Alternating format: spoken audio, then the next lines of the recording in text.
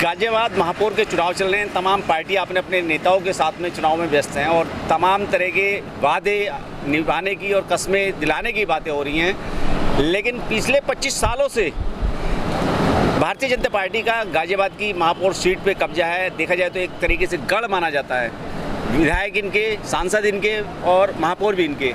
लेकिन इस बार जो है इस गढ़ को या इस किले को तोड़ने की कयावत चल रही है पूनम यादव जी की तरफ से।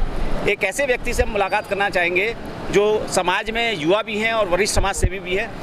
तरुण जी सबसे पहले आपका हमारे चैनल पर स्वागत है। बहुत बहुत धन्यवाद आपका और आपके चैनल पर बहुत बहुत धन्यवाद। तरुण जी, देखा जाए तमाम तरह की पार्टियां यहाँ चुनाव लड़ रही हैं, जिसमें कांग्रेस भी है, भाजपा भी है, बसपा भी है और इसके अलावा गठबंधन भी है। गठबंधन की बात करें तो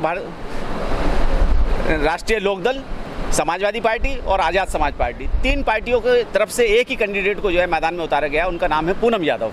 और पूनम यादव के जो पति हैं सिकंदर यादव, वो एक बहुत ही वरिष्ठ समाज सेवी हैं। सबसे पहले तो मैं जानना चाहूँगा, क्योंकि आपका भी उनके यहाँ आना जाना रहता है, आप भी उनसे मिलते जुलते रहते हैं, क्या कैसी छवि के व्यक्ति हैं वो छवि के बारे में उनकी अगर बात की जाए तो मैं 12 साल मतलब 2012 में जब उन्होंने पहला चुनाव लड़ा था तो हम उनके चुनाव में साथ में रहे थे। और जिस दिन चुनाव ख़त्म हुआ तो मतलब वोटिंग के बाद में हम सब वहाँ पे उनके घर पे गए और वहाँ तमाम लोग बैठे थे, सबका चाय नाश्ता चल रहा था। तो ऐसा होता है जब कैंडिडेट इतना बड़ा चुनाव लड़ा, इतना पैसा लगाया, इतनी भाग दौड़ करी और फर्स्ट टाइम पे जब वो आए और उन्होंने ये बोला कि मुझे मालूम है कि मैं चुनाव नहीं जीत रहा, लेकिन मुझे ये मालूम है कि मेरी जीत आज हो गई है, क्योंकि ये जितना भी यहाँ पे लोग बैठे हैं, जितने भी यहाँ पे साथ में जिन्होंने मेरे को लड़वाया है, ठीक है ना, आज मैंने ये लोग कमाए हैं, ठीक है ना, और आज से मेरी तैयारी है जी। मैं लोग आके चले जाते हैं, चुनाव लड़के चले गायब हो जाते हैं, लेकिन मेरी शुरुआत आज से हुई है। तो मुझे उनकी ये बात इतनी अच्छी लगी और मैंने मतलब हमें दिख गया कि यार जो व्यक्ति खुद कह रहा है कि भाई मैं जीतूंगा नहीं पहले अपने चुनाव में, लेकिन मेरी जीत ये हुई कि मुझे आप सब लोग मिल गए, मुझे इतना सारा बड़ा परिवार मिल गया।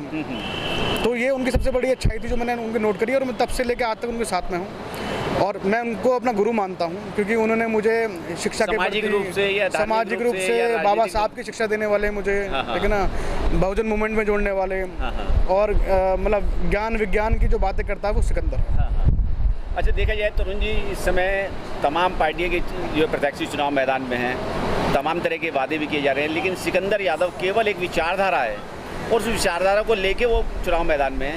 वो ऐसी कौन सी विचारधारा जिसकी वजह से इतना अपार जन समूह उनके साथ जुड़ रहा है? हम जहाँ भी जा रहे हैं ना, हम जहाँ भी जा रहे हैं वहाँ पे सब ये करें, हाँ भाई साहब हमें मालूम है सिकंदर भाई ना, हाँ मतलब लोग 10 साल में उनको इतना जान चुके हैं। उनका आप 10 साल के अंदर उनके सामाजिक कार्यों को देखेंगे तो कोई उनकी एक कमी भी नहीं बता पाएगा, ठीक है।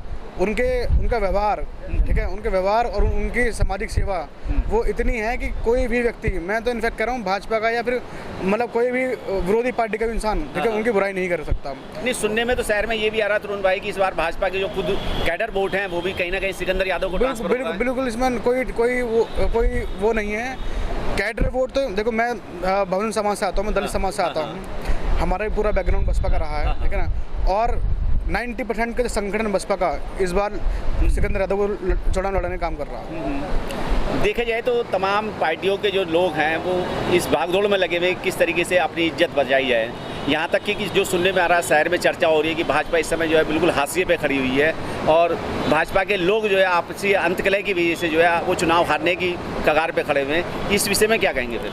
ये बिल्कुल सच्चाई है, क्योंकि कोई भी जो इनके कैंडिडेट हैं ना तो पिछली बार अच्छा थे ना इस बार अच्छा, ठीक है। इनका अपना अंदरूनी इतना विरोध है कि उस चीज़ को मतलब उस चीज़ को कि भाई संगठन ना टूटे, उस चीज़ के लिए मुख्यमंत्री ने यहाँ खुद सभा करी है।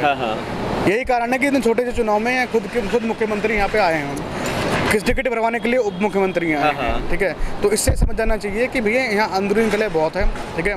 भाजपा का संगठन अभी इस टाइम सब टूटा हुआ है, ठीक है, पूरी पब्लिक में सबको खबर है, सबको मालूम है और कैंडिडेट के बारे में तो सभी जानते हैं कि कैंडिडेट कैसा है। शहर के विकास की बात करें, पिछले जो है 25 सालों से जिस तरीके से जो है भाजपा का कब्जा रहा गाजियाबाद में, चाहे सांसद की सीट हो या विधायक की सीट हो या महापौर की सीट हो, अगर सुविधाएं की बात की जाए तो नगर को छोड़ के जो नगर की कॉलोनियाँ हैं, अगर गली मोहल्लों की बात करें, आप खुद जो है एक दलित समाज से आते हैं और दलित समाज के लोगों का कैडर बहुत सारा है यहाँ पे, आप तमाम गलियों में गए, मोहल्लों में गए, क्या स्थिति रही है वहाँ के लोगों की? ये आपने बहुत अच्छा प्रश्न पूछा। इसमें मैं बोलना ही बना था कि आपको इनके कार्यों में भी भेदभाव दिखेगा।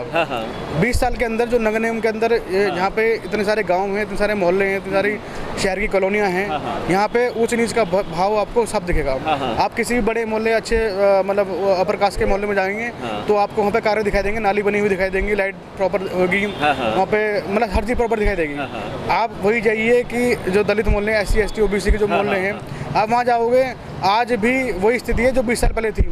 रोड बन के ये तोड़ देते हैं, ठीक है, नालियाँ नहीं हैं। अभी 2 दिन पहले आधे घंटे की बारिश पड़ी, जल भराव हो गया। ये जल भराव, आप मतलब पैर रखने की जगह नहीं थी। नेहरू मार्केट जैसे में पानी भर जाता है, नेहरू मार्केट पानी भर जाता है। तो मतलब ये जीरो हैं, भेदभाव इनमें भरा पड़ा है, हर काम से लेके हर चीज़ में। ये नगर निगम में इन्होंने जो वाल्मीकि समाज के जो कर्मचारी हैं उनको अभी तक परमानेंट नहीं करा, संविधा पे सबको लगाया हुआ है, वेतन उनका बड़ा नहीं है, ठीक है। कोविड के बाद में ये लगा कि भैया जो जनता को रिलीफ देना चाहिए कि वो हाउस टैक्स में या और भी चीज़ों दे करके इन्होंने उल्टा बढ़ाने का, बहुत बढ़ाने काम किया है, ठीक है। करप्शन के मामले में नंबर 1 है नगर निगम गाजियाबाद में। और ये हर बार बीजेपी का कोई नेता आता है जो पहले से दूसरे, मतलब पहला वाला दूसरे से ज़्यादा करप्शन करता है। वोट लगी है इनमें। अच्छा तरुण जी, एक बड़ा महत्वपूर्ण सवाल है, आप खुद एक युवा हैं आज की तारीख में, और आप जैसे युवा के अगर बच्चे हैं तो उनको शिक्षा और चिकित्सा दोनों चाहिए। और देखा जाए आज के महंगाई के दौर में आदमी अपने बच्चों के लिए जो है अच्छी शिक्षा भी चाहता है, अच्छा स्वास्थ्य भी चाहता है। क्या लगता है कि पिछले 20 या 25 साल के कार्यकाल में इस गाजियाबाद के अंदर जो है अस्पतालों का निर्माण हुआ हो, स्कूलों का निर्माण हुआ हो निगम की तरफ से, क्या ऐसा कुछ है? हम तो एक ही हॉस्पिटल देखते हुए आ रहे हैं, MMG, ठीक है। और हमने अभी तक जितने भी केस देखे हैं ना, MMG भी रेफर करता दिल्ली। यहाँ तो ना के बराबर इलाज है। दूसरा रही शिक्षा की बात, इस गवर्नमेंट में जब से इस सरकार में गवर्नमेंट आई है, खुद मैं सियानी गांव के उदाहरण आपको दे सकता हूँ कि जो जैसे हम अपने समय पे अच्छे टाइम पे पढ़ के निकल गए, हमें स्कॉलरशिप भी मिली, ठीक है ना, एडमिशन भी सब कुछ मिले आरक्षण बेस पे। अब बच्चों को स्कॉलरशिप नहीं आ रही है, ठीक है ना। जो वहाँ पे एक परिवार में जहाँ 5 बच्चे होते थे, 5 के 5 पढ़ते थे, अब 5 में से 1 पढ़ रहा है। मतलब यही है कि जो आज़ादी के टाइम बाद का हाल था ना, वो दोबारा आ गया है। लोग बाग अपने घर बेच के, रिश्तेदारों से पैसे मांग के, अपनी लेडीज अपनी ज्वेलरी बेच के बच्चों को पढ़ाने का काम कर रही हैं। क्या लगता है बदलाव की अगर बात की जाए, गाजियाबाद में इस समय बदलाव की जो हवा चल रही है, क्या लगता है आपको बदलाव होगा? बहुत अच्छा बदलाव होगा। और ये मान लीजिए सिकंदर की लहर इतनी अच्छी है कि मुझे लगता कि भाई किसी व्यक्ति को बताने की जरूरत है। चारों कोने गाजियाबाद के हम घूम लिए हैं। सिकंदर जी को बड़ी वोट पे सब लोग बोल रहे हैं कि छोटी वोट हम कहीं भी दें, लेकिन बड़ी वोट सिकंदर को होगी। और ये उनका व्यक्तिगत प्रभाव और काम इतने अच्छे हैं कि वो हमें जनता के बीच में सब कुछ देखने को मिल रहा है। तरुण जी, देखा जाए आप खुद एक युवा हैं और युवाओं की संख्या इस जिले गाजियाबाद में बहुत ज़्यादा भरपूर है। तो गाजियाबाद के युवा जो वर्ग है, मैं ये नहीं कहता वो SC के हैं, ST के हैं, OBC के हैं, माइनॉरिटी के हैं, मुसलमान हैं या कौन है, सभी जाति वर्ग के धर्म के जो युवा हैं वो कहीं ना कहीं सिकंदर यादव में अपनी आस्था लगा रहे हैं। तो उन युवाओं के लिए क्या अपील करेंगे?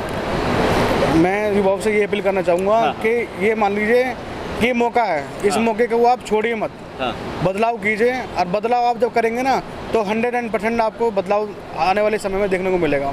इनके जो मैनिफेस्टो में जो भैया ने चीज़ इंक्लूड करी है, आप उनका मैनिफेस्टो पढ़ेंगे तो आप खुद कह दोगे कि शिक्षा के ऊपर, स्वास्थ्य के ऊपर कितना ये मतलब जोर देने वाले हैं। नई नई टेक्नोलॉजी के ऊपर ये खुद काम कर चुके हैं। पुराने जो यहाँ पे पुराने गवर्नमेंट में जो अधिकारी रहे हैं उनको खुद ये अच्छे सुझाव दे चुके हैं। हिंडन कड़कड़ वाला जो हिंडन वाला जो पुल है उसके बराबर में जो ये वाला करड़े वाला गाँव वाला पुल था, उससे पहले जो पटनू पुल बना वो भैया के सुझाव पे ही उन्होंने वो बनवाया था। तो ऐसे मतलब सिकंदर भैया एक दूरदृष्टि व्यक्ति आदमी हैं, युवा हैं, स्पोर्ट्स पर्सन हैं, आज बहुत अच्छा स्पोर्ट्स खेलते हैं। और मुझे नहीं लगता कि ऐसा कैंडिडेट अब दोबारा कोई मिल पाएगा। तो आप पूनम यादव जी को वोट कीजिए, ठीक है ना, और उनको भारी मतों से जिताइए ताकि वो कोई कमी न रह जाए बदलाव में। धन्यवाद। चलिए, बहुत बहुत धन्यवाद आपका तरुण।